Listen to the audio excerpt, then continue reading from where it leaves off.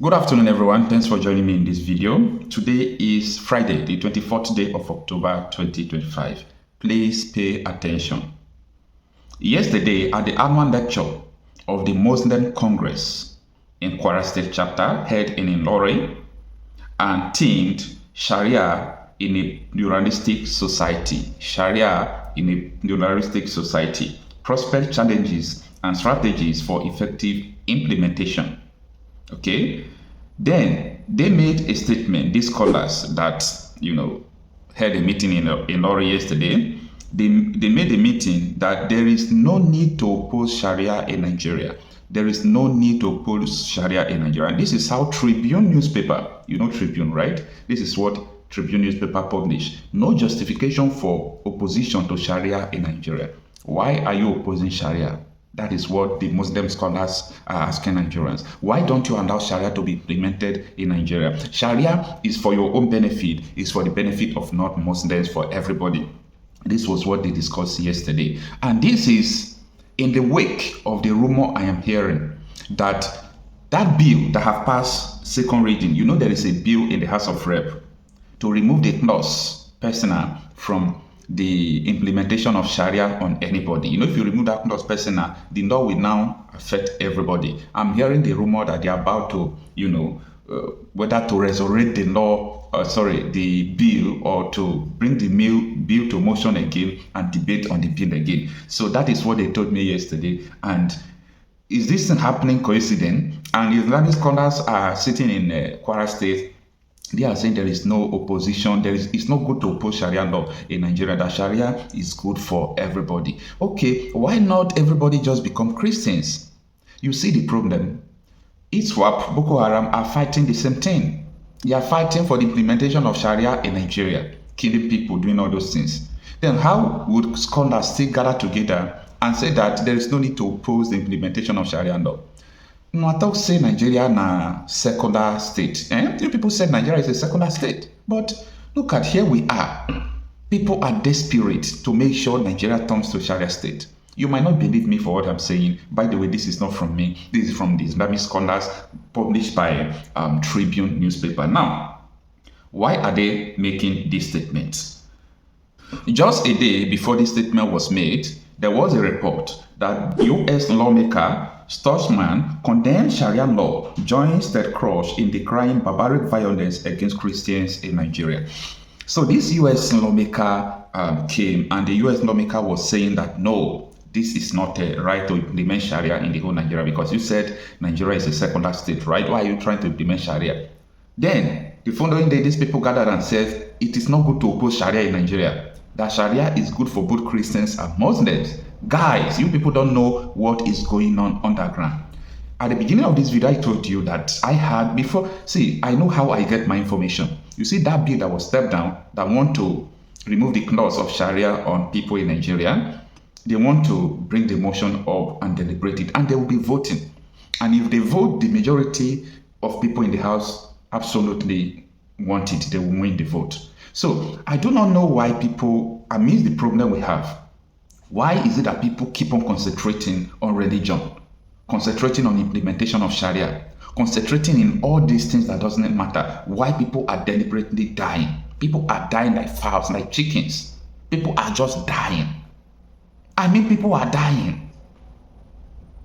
And the only thing that is important is the implementation of Sharia, of which ISWAP, a terrorist group, is fighting for it. Boko Haram, a terrorist group, is fighting for it. I just published a video, this last video, you must have watched it, when I, showed the video of Lion Mohammed, when he was saying that Boko Haram has now, taken a policy that they must target Christians and kill Christians. So why are we pretending? You see, I have been saying this, that it is time for people to give Boko Haram, support these people what they want, because so many Nigerians also support what they want, which is the Sharia state, so that the killing will stop. Then the unrest we have in the southeast, the majority of them are from the issue of trying to clamp down people who are agitating for Biafra. And in the southwest, you see the majority of people today, if you tell them choose between Oduduwa Nation or Nigeria, they will tell you they need Oduduwa Nation. So why are we deceiving ourselves? Why do you scholars, you claim to be scholars, must you come out to, indirectly, spread or put Sharia on people? A lot of people don't want it. More than half of the population don't want it. Then why inculcating it on people? Saying, oh, there is no need to put Sharia? Who do I blame? I blame Obasanjo. Because when Boko Haram started 2001, that time, they pressure him to put Sharia into Nigerian constitution. We have Sharia court of appeal today. We have Sharia police and all those things. They can arrest people and charge you through Sharia law. And we are in the same secular state. Guys, see, you see all these things, people don't like, people who talk about it. As I'm saying this, people will not like me. But I don't want you to like me. Okay? I don't want you to like me. We've got to say the truth as it is. Look at what is going on. Why is it that people don't see? Let me tell you, people. Many Christians go cry for Nigeria. Many Christians go cry. You people will cry. Because this is an issue to be deliberated about. This has nothing to do with religious basis. I'm just saying it because after Muslim, Christians are also the majority who are side by side with the Muslims, okay? Now, many Muslims don't even know about this. Average Muslim, ordinary Muslims don't know about this. But these are propagated by radicals. They want Sharia. They want this. This is a secular state. But I understand that Nigeria has been registered as Islamic State, okay? And anytime Islamic State is making something, Nigeria's signature is always there. All those things are not our problem. If the North is an Islamic State now, for example, I will still go and visit them like we do go to Qatar, Saudi Arabia. We will enjoy it in brotherhood, okay? Look at the European Union. You can see how they flow. Different countries, okay? Despite they are all Christian, different countries. Let us be in a different country. This is not an issue of basketball. This is not an issue of violence. This is not an issue of this or that. The problem I'm having with this is that people don't even want that. They don't want a situation where they will even separate Christians from the Muslims or, share Nigeria or divide Nigeria. They want Sharia. Everybody, you must convert. Mieti Allah said at the time that if you do not give your land to us, the violence will continue. This is the kind of thing that, like, authoritatively, we own this, you must do this. It will not work. It is not going to work. How? How is it going to work? Yes, thank you very much. Can I hear from Honorable Babajide Leke? Yes, I've seen you. And Master, then we'll round up. Thank you, Mr. Speaker. Honorable colleagues, my name is Honorable Leke Abejide. I represent the good people of Yagba Federal Constituency. I'm from Kogi State. Mine is an appeal because of the mood in the House now that this bill be stepped down for when we have all our leaders seated so that they can also contribute to the debates.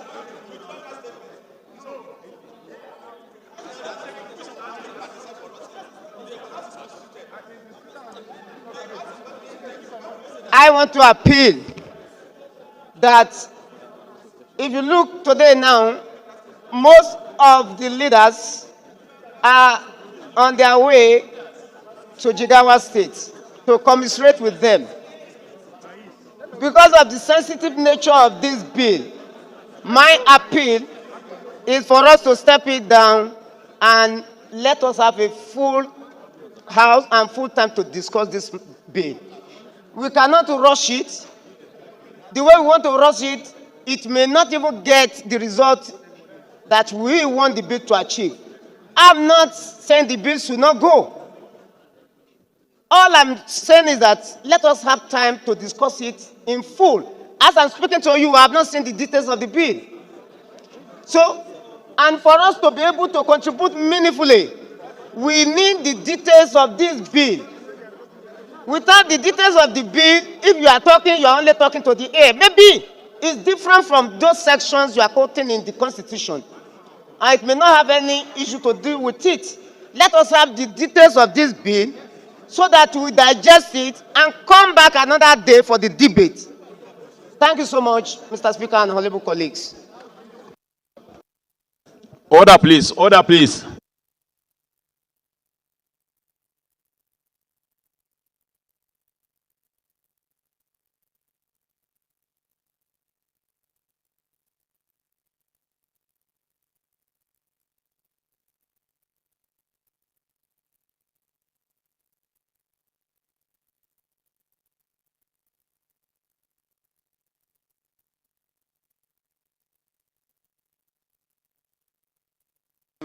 Mr. Speaker, please put this to vote. Let's vote and move on. All right. Thank you. Let's put it to vote and move on. Thank you. I think we have Order, spoken. please. Huh?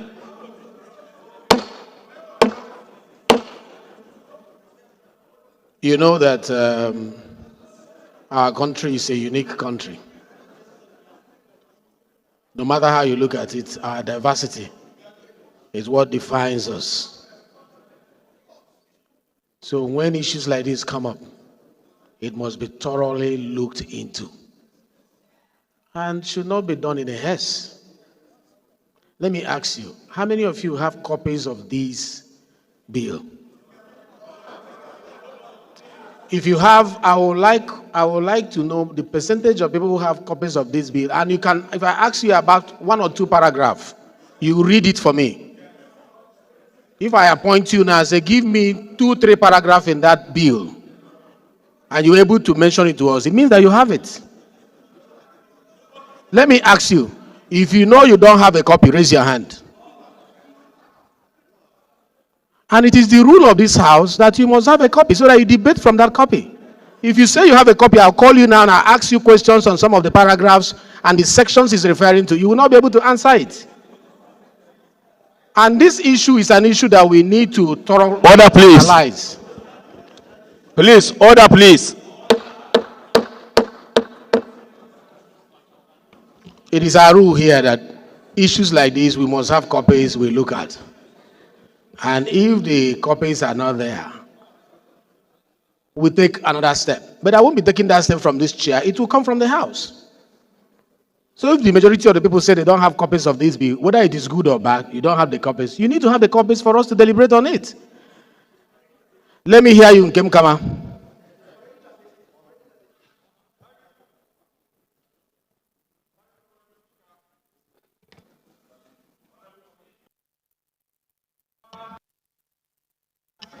Please, your microphone. We can't hear you. Use the one that is working. Okay, thank you, Mr. Speaker.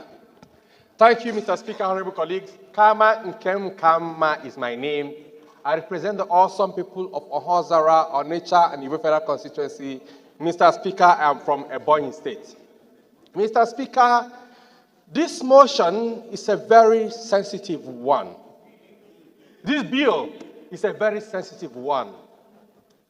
And before this bill can be talked about here or debated, one, I believe that all of us here should have a copy of this bill to look at it and be able to go through it because of the sensitivity of this particular bill, sir.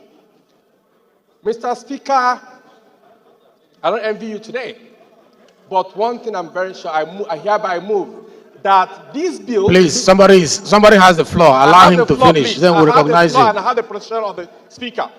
I hereby move that this bill be stepped down today and let it be shared for all of us to have a look at.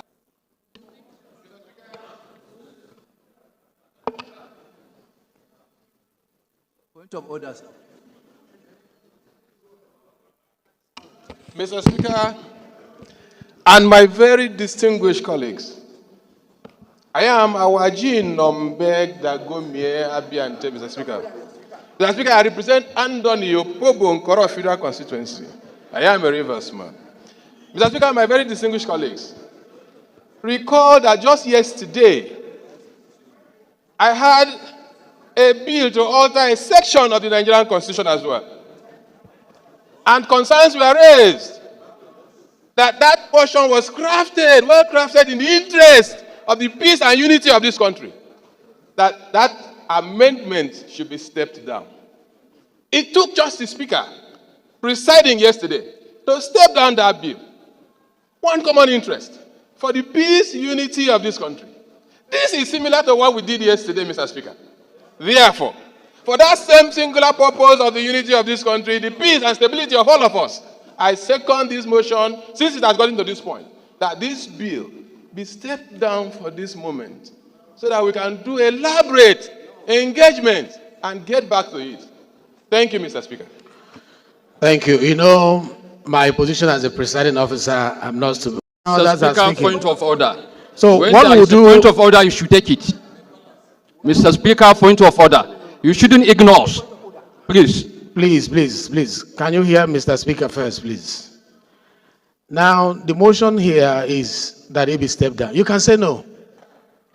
If the vote say no, don't step it down. Mr. Speaker has no right to step it down. But the motion has been moved and seconded. If we say Our no, laws are very clear, Mr. Speaker. When there is a point of order, we should who is take speaking? Please. I'm the one. No. Please sit down, please. Sit down. When we vote and the vote says no, we don't step it down, we vote on the main issue raised by the bill. After all, it's a constitutional matter. He can also go to, Manu, don't be unruly, please. No, I'm please. not being unruly. We can also vote on it and it will go to constitutional review. You understand? And then if it goes to constitutional review, we go public hearing. So there are so many ways to solve this problem. Let's not leave our procedure. Okay? So let me ask the question. Those in support that it be stepped down, say aye. Aye. Those against, say nay. How do we measure the decibel? Let me ask again. Those in support that it be stepped down, say aye. Aye. Those against, say nay. The nays have it. The nays have it. So we are going to vote on it. If we support it, it goes to constitutional review. If we say no, we will drop it. All right? So the question again is those in support that this be read the second time. Say aye. Those against, say nay. No!